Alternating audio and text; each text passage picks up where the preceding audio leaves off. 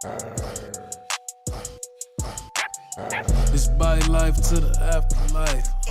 It's by life, ayy.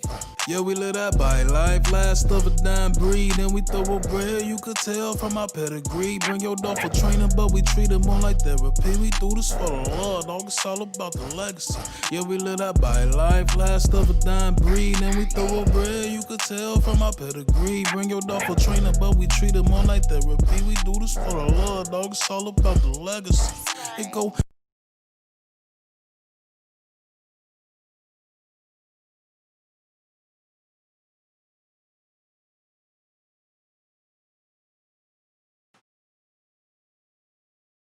Welcome to another episode of Let Your Dog Talk. I'm your host, Eric Gonzalez, with my co-host, K9 Judah, and the infamous, here we go. There you go. Judah, where you at? Let's go. Mark, what's up, bud? There's Judah. But you guys on Instagram can get a sneak peek of him. You see him right here hanging out with us. He's hanging out on the mark.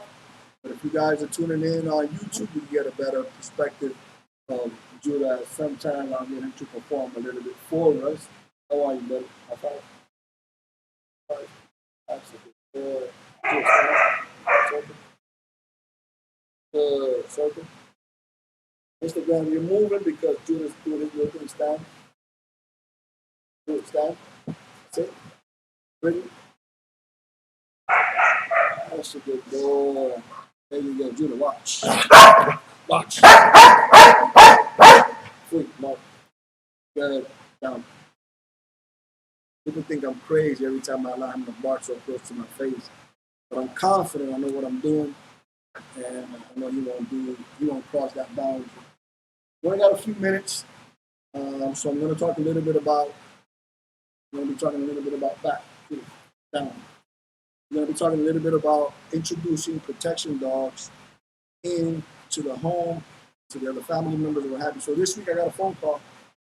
Somebody obtained a dog, and while obtaining the dog, they were eager to introduce the animal to different members of the family. But what they wound up finding is that the dog was very defensive and wound up kind of sniffing and nipping, other friends and family alike. And it was a consistent situation with a specific dog. So we want to talk a little bit about that, about introducing these dogs. Remember that dogs they initially come from the wild. And so what happens is we domesticate them by breeding them with specific intentions. And in doing so, what happens is we fail to remember that they come from the wild, they come from nature. And if you're not careful, certain things can occur that will allow the dog to revert back to its wild nature. That's very important to understand. I'm going to give you a prime example. A domesticated dog would be a typical house dog. A lot of times when you put a dog in the yard to run free, I've been to many homes where I would go and I would find that the dog in question, raised in the yard or what have you, tends to act very wild, very unbecoming, very unpleasant. And so what happens is when you allow a dog to kind of grow up or run free or run loose without boundaries, without instructions, without obedience, in a yard setting, remember most people's yards are set up like nature. These are creatures of nature, trees and rocks and dirt and grass or what have you.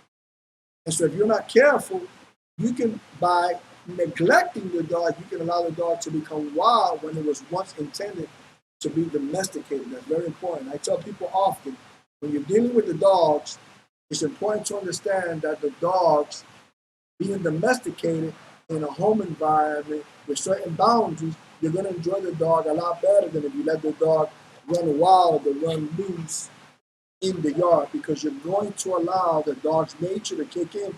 And there are times I'll go to a person's home and even the owner who has raised the animal for months and for years at a time can't even enter their yard because the dog tends to be rambunctious. Remember, dogs, they learn by repetition.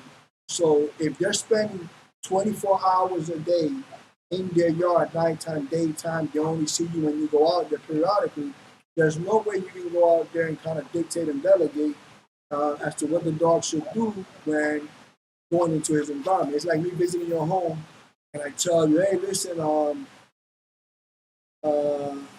that furniture, I don't like it. Then move it. You're gonna look at me like I'm stupid. Why? Because at the end of the day, who am I to go to your home, to your environment, and dictate and delegate? I'm a guest. Well, your dog is under the impression that is running the show, and so in doing so, it's difficult to go there and dictate and delegate. So that being said, let's revert to these dogs that we obtained with the intent of protection. A lot of these dogs that are obtained for protection purposes, let's use a shepherd for example. The shepherd would definitely be a great candidate for personal protection. Why? Because a shepherd breed was bred for what purpose? It was bred for herding, which the tools or the actions pertaining its effect when dealing with herding is primarily barking and primarily nipping. So a dog that's intended for herding would excel in protection because you're putting him in a position to exercise their faculties that are intended to control whether a herd, a crowd, a burglar, or people in general, right? So what happens? The person comes in, a stranger, they're vocal about it, and the person flees. What happens? The dog is under the impression that it fled because of his barking, so confidence is being built, and or the dog is becoming that much more dominant, and therefore it's difficult to allow an external influence to come and get the best of them, right? Because the dog is being utilized in what it was bred for. And since it's being utilized for what it was bred for, it excelled extremely well, and therefore making it easy for the dog to perform that which it was bred for, right? So what happens? You get a German Shepherd, a Dutch Shepherd, a German Shepherd, or even working dogs in general. You get a lot of these guard dogs with the same instincts. A lot of guard dogs, they use their presence or what have you, their body structure, their body gestures, or what have you, to kind of intimidate while others are more vocal or what have you. At the end of the day, you have to know how to manipulate that so you can control the animal. So I get a phone call this week and I get a dog that it was recently obtained, and while it was being obtained within a matter of bonding, which was a matter of a couple of days, they wanted to take the animal and introduce the animal to what? They want to introduce the animal to this member, to that member, to this member, to that member. Whenever a dog comes in from Europe or what have you, and is going to be placed with a new handler that's intended for protection, like I said, police dog, come in, it's important to understand that that police officer will take about a week at minimum to bond with the animal. When you bond with the animal, it's easy to be able to manipulate the animal once the bond is solidified. So what do? We'll take the animal, and introducing an animal to a new person, you don't go out of your way to introduce them within a day or two to everybody in the household. You confine the animal, you create the bond by hand feeding the animal, preferably for about a week or so. In the midst of bonding with the animal, you're going to start instructing the animal to do things for you. And based on its performance and or response to your request, will determine the rewards it gets or what have you. One of the most important things to teach a dog when you're bonding with the animal is the no command, whichever command it is, such as I use the word food. I don't use the word no, I use the word food. Why do I use the word food? I use the word food because it's not an everyday verbiage that I will use with my relationships, whether it be him, her, him, or work, or family, or whatever. If I'm going to say no, I'm going to say no, please, or no, hon, or children, no. And if I'm constantly saying it around the dog's going to learn to ignore that command. And so I'm going to use the same content, but I'm going to use a different verbiage that when I say it to the animal's going to know that I'm referring that gesture to the animal. All right, so when bonding with the animal is important. A lot of hand feeding and getting that no command implemented into your communication throughout that week or so that you're bonding with the animal. Why? Once the animal understands that no means no, fui, nay, whatever nine, whatever word you choose to use, once the dog gives you a change of behavior, because normally before a dog responds, the dog's always going to give you a change of behavior. So a good response would be like the lips, the side lips go up, dog goes into a growling state. That's a change of behavior. You don't just look at it and be like, oh, that's cute, or wow, what's going to happen? That's being negligent. You want to make sure that you're reading your dog is like your child, like, you know what I'm saying, your baby, your friend, your partner. You want to read it so that if you see a behavior getting ready to rise that's unbecoming, that's not favorable to you, you want to make sure to nip it in the bud. It's like hanging out with a buddy and he's drinking a little too much and then he wants to drive the car. What are you going to do? You're going to tell him, no, listen, stop. Let me drive, or let me get you an Uber, because the condition you're in right now is going to be liable if we don't do something about it. But it's the same thing with your four-legged companion. When it comes to your four-legged companion, if you're not careful, the dog will do something out of character. And if you're just like, oh, he's so cute or what have you, you're going to wind up having an issue. Look at this. Dude. He wants to be English on the TV. He wants to be on the show. Con, yes, King. Yes, King Smith, yeah. Let your dog talk on YouTube. All right? If you wanna see the whole setup and you wanna see Judah, what have you, you're gonna tune in on YouTube. All right? So that's important to understand the communication when bonding with the animal. Take that time to bond with the animal, you one-on-one. Make sure that you and the animal have an understanding. The dogs is trying to create a bond with somebody that it trusts.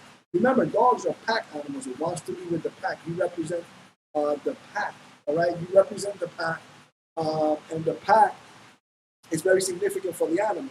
A lot of times the dogs are anxious or what have you, and exemplifies forms of anxiety because we're depriving them of their nature. If they're pack animals, why would you have a dog by itself confined in an area and in a room by itself when the dog was intended to be with members? Okay? That's very important to understand the nature of the creature so you can know how to benefit from the attributes and or what the comfort that the animal can give you in return. So if I'm leaving a dog in a room by himself, in a yard by himself, he's going crazy because he wants to be with a pack. He's being given an opportunity to pretty much revert back to his old instinct, which are unbecoming. Like I said, you're going out into your yard and you can't control and handle the animal. That becomes a problem, right? So to avoid that, you want to make sure that you manipulate your primary tool, which is the food. When you buy a dog, usually at 8 weeks or what have you, a puppy, weeks before then, the dog was pursuing mom for breast milk. And so the food that the mother was offering allowed her to remain the alpha. Wherever she went, they went. Wherever she went, they went. Wherever she went, they went. All right? So it's important to remember to try to control the food.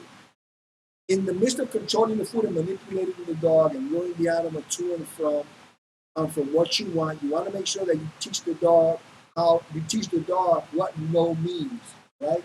So the dog is doing something like, for example, if I take a kibble and I offer a kibble to the animal and the dog does something out of character, I'm going to deprive the animal from the reward, and I'm going to associate the no command, which for me would be food. So I'll say food, and I'm hiding the food. Right? When I say food and I hide the food, I'm correcting the animal by depriving them of something that they have. The objective is to make sure that the dog understands the no command, whichever command it is, so that when the dog starts changing behavior in the midst of the people you're introducing them, you can nip it in the bud by saying food and getting the dog to revert from the behavior. People, when they come to see dogs, they come hesitant, they come apprehensive, and so just that slow, suspicious behavior will put the dog on alert, causing the dog to snap and nip at times. When you know your dog and you're reading your dog, you can change your dog's mindset by saying, Rover, fooey. He understands fooey means there's a consequence behind it, therefore he'll change his behavior. So if he's intense, looking at your mom, your dad, your friend, your daughter, your child, or what have you, and you're bringing an introduction and you see that the dog is, happy with the tail wagging and what have you, you can read the behavior and know that the dog pretty much is not going to do nothing out of character.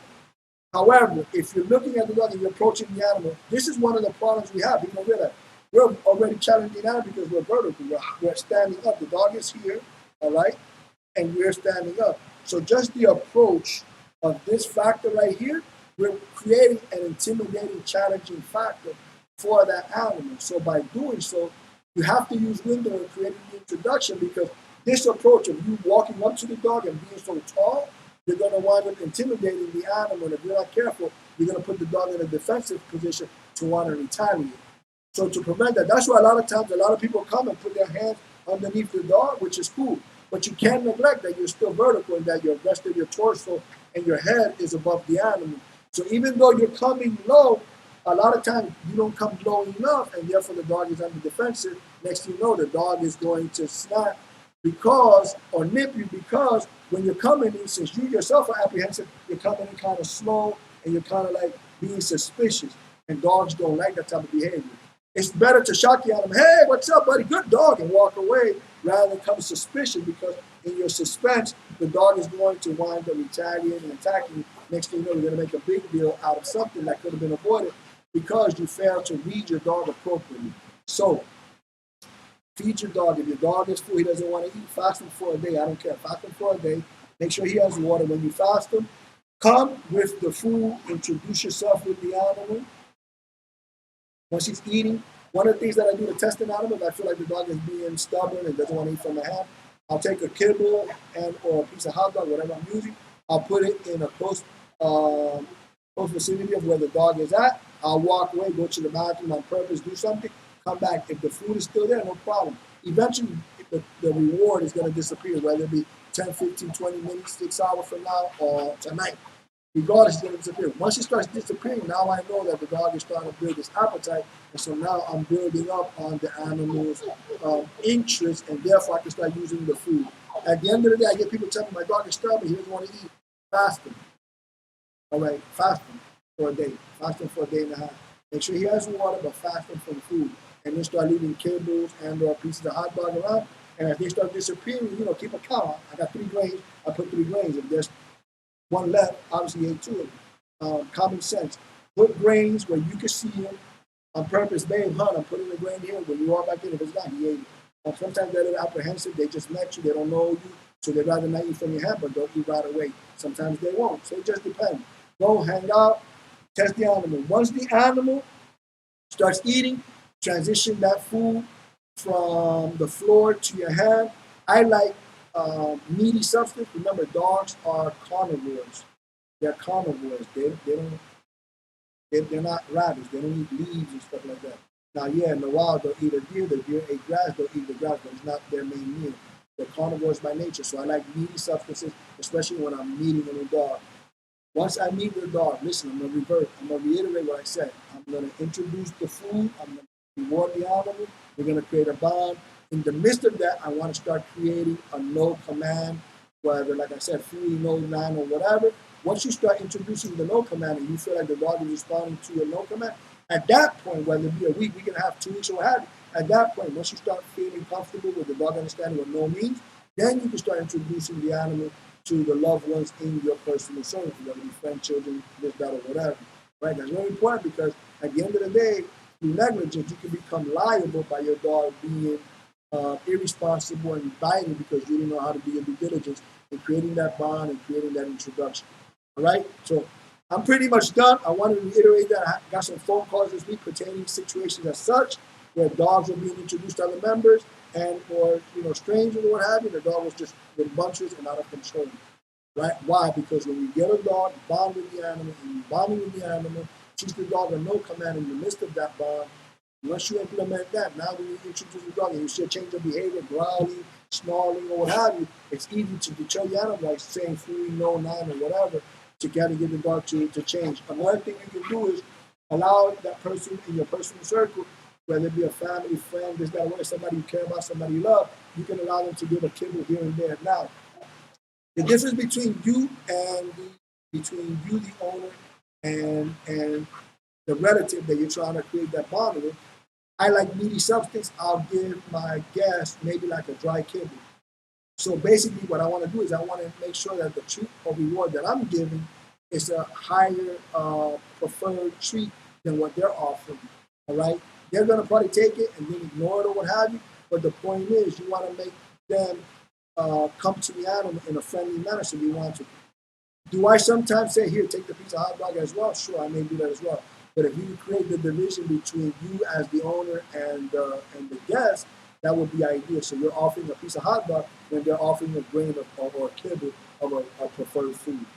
If a dog has a good food-driven, it's food-driven, great drive towards food, it doesn't matter if it's a kibble and or a piece of meat. The dog should respond to it. But the point is, when introducing those people, you want to make sure that they're coming in a friendly manner, not just with their hand beneath the dog's jaw, as many do. Sometimes with a toy, cable, or something would be ideal to create that bond and that friendship. All right. You have to know dogs. Some dogs are very dominant. Some dogs are deceptive because of whatever trauma they went through in the past. They're a little friendly with you, but then they can get suspicious and do something as far as retaliation or what have you. Again, you during your bonding period of a week or two should determine exactly what your dog is doing, what your dog is going to do, because you're creating that bond. Remember, you're not going to take the dog, and treat him like a child with that type of attention. Sometimes not even worth having the dog, because if you're not careful, again, their teeth is equipped to tear flesh, and they will become a great liability that you will regret even obtaining the animal, to the point where, if you're not careful, it can cost you a substantial amount of money, as far as lawsuits or what have you, disgruntled relationships with relatives and or with neighbors. And it's not a healthy and fun relationship. When you live in an environment, you spend $300,000 for this home, but you dread getting home because your neighbor's always on the porch looking at you with an evil eye because you were irresponsible with your dog. Get it? So, that being said, if you guys have any questions, listen, I'm always here to be a positive influence. I'm a mentor. I teach. I love what I do, and therefore it's important. Therefore, it's important to make sure that we are here to answer the questions that you may have when it's pertaining to your four-legged companion, which many invest in because it's such a therapeutic blessing in one's life. All right, guys? So listen, thank you for tuning in. If there's any questions, feel free to send me a DM, direct message me. For you people that are in relationship with me, I have my direct number. Feel free to text me. Listen, ask questions. Every week, it's a new episode. We're always trying to find new material to share. And a lot of the material we're looking for is the material that you have, the questions you have, because the question you have conveys that there are many around you, hundreds and thousands of people around the country that may have the same question. No question is a bad question. No question is a stupid question.